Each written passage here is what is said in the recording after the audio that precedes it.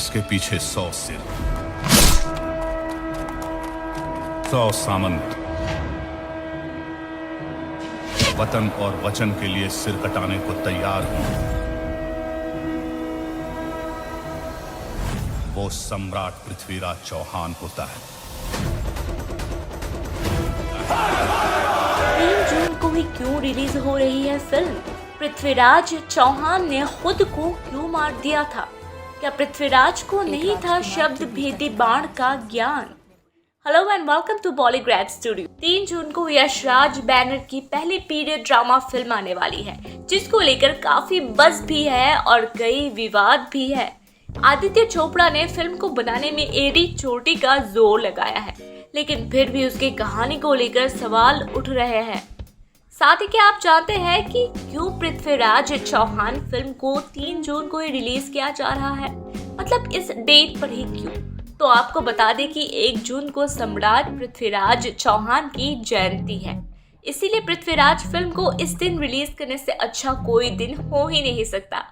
आपको बता दें कि इतिहास में सम्राट पृथ्वीराज की वीर गाथाओं के कई किस्से मशहूर हैं।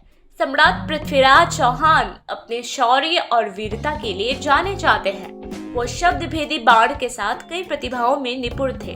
दोस्तों, पृथ्वीराज चौहान चौहान वंश में जन्मे आखिरी हिंदू शासक थे। पृथ्वीराज को राय पिथौरा के नाम से भी जाना जाता है। अजमेर में सम्राट पृथ्वीराज का जन्म हुआ। इतिहासकारों का मानना है कि पृथ्वीराज चौहान को मेडिसिन, गणित, इतिहास, पेंटिंग और मिलिट्री जैसी भाषाओं के ज्ञान थे। 1177 में इन्होंने सिंहासन संभाला था।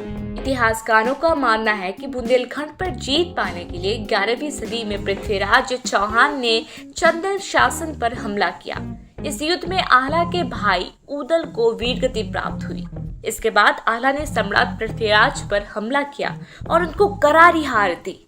बताया जाता है कि इसके बाद आला मां शारदा की भक्ति में रम गए और उन्होंने संन्यास ले लिया। दोस्तों, कई इतिहासकारों का मानना है कि पृथ्वीराज चौहान ने 11 वर्ष की उम्र में अजमेर और दिल्ली का शासन संभाल लिया था। पृथ्वीराज और उनकी रानी समयोगिता का प्रेम आज भी अमर है। हालांकि कुछ इतिहासकार ये भी मानते हैं कि समयोगिता के पिता राजा जयचंद सम्राट पृथ्वीराज और समयोगिता के प्रेम के विरोध में थे। वो हमेशा ही सम्राट पृथ्वीराज चौहान को नीचा दिखाने की फिराक में रहते थे। इसी वजह से राजा जयचंद ने समयोगिता के स्वयंवर में पृथ्वीराज की मूर्ति द्वारपाल के स्थान पर रखी थी, लेकिन पृथ्वीराज चौहान ने समयोगिता की इच्छा से उनका अपहरण कर लिया। पृथ्वीराज चौहान ने समयोगिता का अपहरण भरी महफिल में किया और उन्हें अपनी रियासत में ले आए, जहां दोनों का विवाह।